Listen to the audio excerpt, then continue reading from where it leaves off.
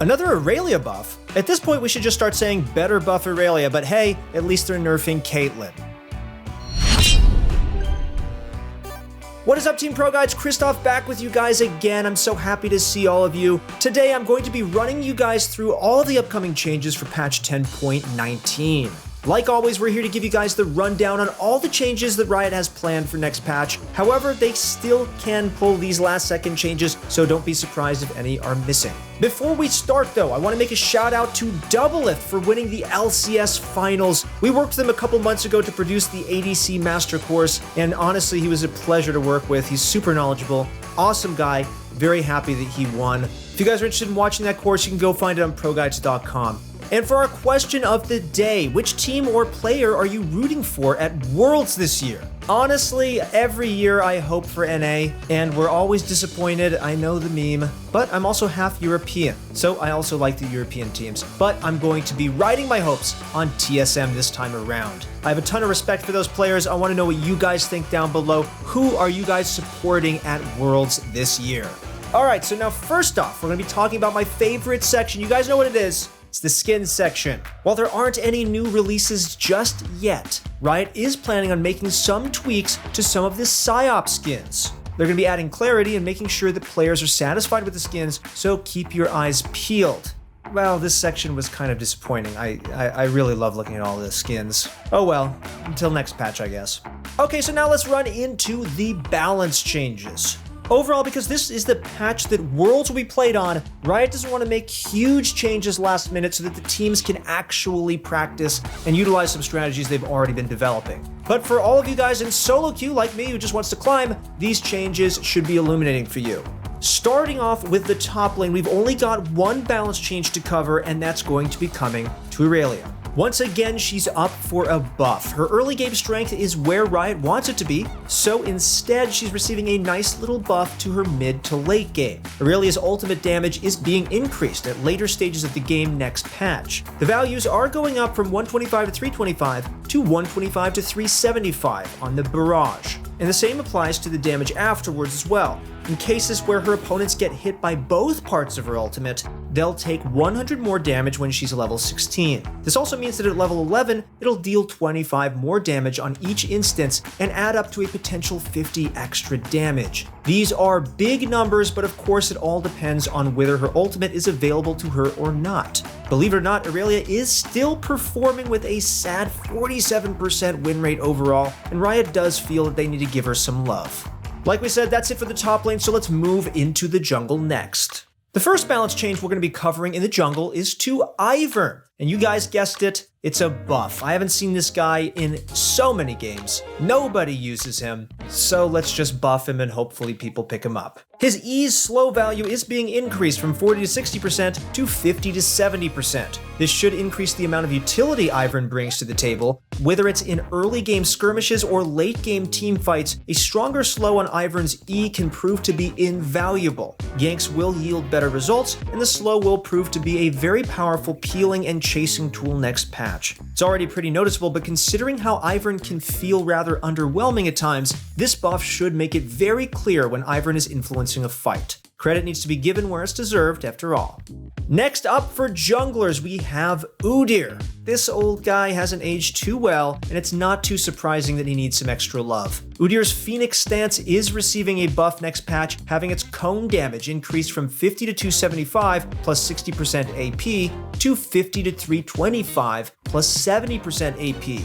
Overall, this should incentivize many more players to try out the AP build, as he's about to receive a pretty massive buff in that field. When maxed, his Phoenix stance will now deal at least 50 more damage with the on-hit effect, and even more if you're building AP. The cone effect is applied on every third attack by Udyr, so we might see some crazy Gnasher Tooth attack speed builds arise from this change. While this buff doesn't help out Udyr very early in the game, his clear speed past level 4 should go up by a little bit, and come the mid-game, he'll definitely be a stronger pick overall. In games where he manages to pick up some early leads, snowballing should be a little bit easier than before. Good change, Riot. Alright guys, that covers the jungle. Next up, let's head into the mid lane. And before we begin, if you guys are interested in climbing this season, mid is a great role to master, especially if you're in lower elo because of the amount of influence you put on the map. Roaming to the top lane, roaming to the bot lane, influencing so much of the map is how you win games. If you want to try this role out, go play a couple games and then upload your replay to ProGuides and have one of our challenger coaches analyze it for you. They will help you master mid in no time and get you to the division that you want to be before the season ends. Okay, so with the mid lane this patch, that's actually where we're going to find a majority of balance changes. Definitely expect some shifts to the mid lane meta next patch, even if they're small ones. First up is Azir. Azir is receiving a nerf to his W's passive attack speed. Rather than providing 20 to 60% bonus attack speed, it'll now only provide 10 to 50%. This is a seemingly small nerf, but at the end of the day, Azir has lost some free attack speed. He's been underperforming in solo queue, so this nerf is likely targeted at pro play, and this nerf might be big enough to further dissuade teams from picking him in their matches. Perhaps he'll need some larger scale changes in the preseason, but for now, the typical solo queue player is going to have to shoulder the burden that is champion balance until Worlds is over.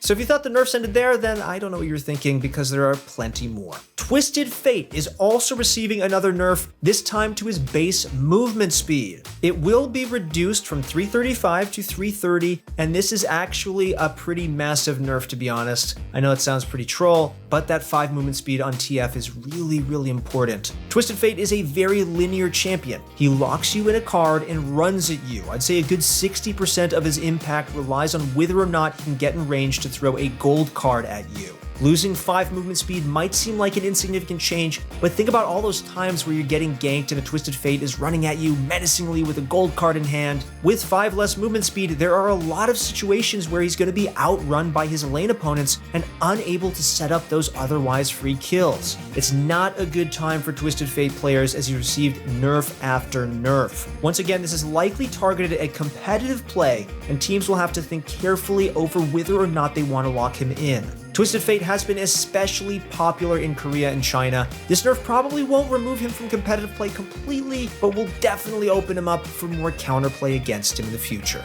The final nerf for the mid laners is none other than Akali. God, Akali is so hard to balance. We should just call this series upcoming Akali changes. Akali has been popping off in both solo queue and competitive play ever since she received some minor buffs on patch 10.16. It's been explicitly stated that Riot wants to avoid a 100% pick ban scenario for Akali, so they're working to tone her down a hair to work towards this goal. Akali's Q damage is being reduced from 35 to 135 to 30 to 130. This is a partial revert to the same buff she received a few patches ago and should hopefully bring her to a reasonable power level for Worlds. We don't want her to be too dominant in competitive play. It'd get pretty stale seeing the same champion over and over and over again. So I think that this objective is probably a good one. Alright Riot, let's see if you can just stop buffing and nerfing Akali, please.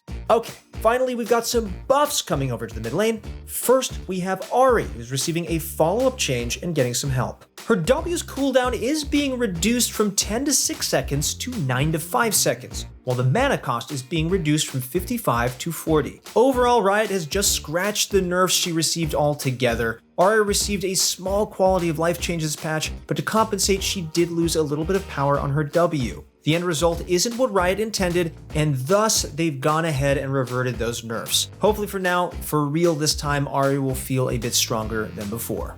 Finally, Sylas is receiving a buff to his ultimate's cooldown. It's being reduced from 100 to 60 seconds to 100 to 40 seconds. Once again, with a 40-second cooldown on his ultimate at level 16, Sylas should be a much stronger pick in competitive play. The amount of impact he'll have should increase substantially in the late game as a result of this change. Sylas has been sitting near a 48% win rate for several patches now, and with this change he should become a pretty powerful pick in all regards. Shaving off 20 whole seconds off one of the strongest ultimates in the game is definitely no small matter. That covers the mid lane changes, so next up we're going to be running through the bot lane. Just like the mid lane, we have some very well needed balance changes in the bot lane as well. The most anticipated change is that they're finally going to be nerfing Caitlyn. My god, she is chosen every single game.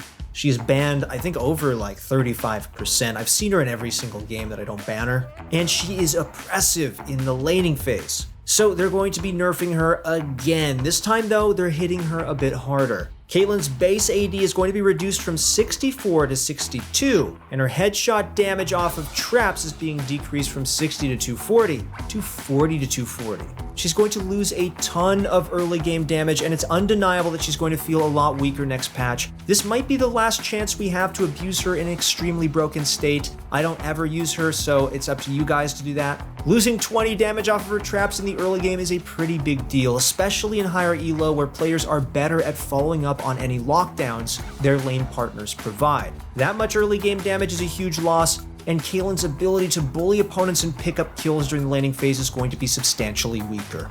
Once again, Senna is also lined up for a nerf. The passive drop rate of missed wraiths on minion kills is being reduced from 8.33% to 4 1/6%. God, Riot, why do you have to make all these percentages so confusing? Overall, Senna's ADC has been scaling up to become too powerful. Her range becomes extremely difficult to deal with in the late game, and this nerf should slow down her scaling. This should push Senna into the support direction a little bit more, as this nerf only really affects her when she's the one farming. However, it's not going to completely take Senna ADC out of the picture, as she can still reliably farm up missed wraiths by hitting enemy champions. Lucian also received some nice buffs that help solidify his place as an early game lane bully. He's definitely got that base covered now, but unfortunately he's actually a little bit too strong in the late game as well. Champions need clearly defined strengths and weaknesses, and Riot is going to nerf his late game to ensure that there are weaknesses you can exploit when playing against a Lucian. Overall, Lucian has been seeing a ton of play in the bot lane as well as solo lanes, so this nerf should make him a little bit less reliable as a result. With that being said, his AD per level is being decreased from 2.75 to 2.3 next patch. Okay guys, those are the nerfs, so now let's talk about the upcoming buffs to Marksman. Sivir is first on the list because her passive is receiving a minor buff. Its bonus movement speed is going up from 30 to 50 to 35 to 55. While this buff isn't huge, it should allow Sivir to have an easier time chasing and kiting foes. Movement speed definitely doesn't hurt, and while it's not a flat movement speed buff, there'll be plenty of situations where it takes effect. I mean, theoretically speaking, Marksmen should always be dealing damage, at least when they're on the enemy team. This buff will feel more noticeable after landing a Q. Since its range is longer, you'll be able to tag enemies with it for a sizable movement speed bonus and close the distance to your opponents afterward to follow up some basic attacks. Okay, this one is a little scary to say, but yes, Vayne is set to receive another buff. Her ultimate is going to be receiving a big buff. The AD is going from 25 to 55 to 35 to 65. 10 more AD on a marksman is a lot, even if it's only when Vayne uses her ultimate. The duration on Vayne's ultimate is already pretty long, and she's able to extend it with takedowns as well. Overall, this should make Vayne's teamfighting much more effective, as she's basically gotten a free longsword out of this buff. At level 6, this also means she has a bit stronger of a power spike. Finally, Aphelios is getting a buff just in time for Worlds. This is the first opportunity we'll have to see Aphelios played on the World stage, and of course, why wouldn't we want to see some fresh new faces there? Alright, and before you guys start pulling out the 200 years memes in the comments, this buff Aphelios is receiving is actually just a small one. His AD per level is going up from 2 to 2.4. Yes, that is very small, meaning that it's really only noticeable in the late game. For example, at level 9, he'll only have a little less than 4 more AD than he currently does. He'll definitely be stronger, but not by a large margin.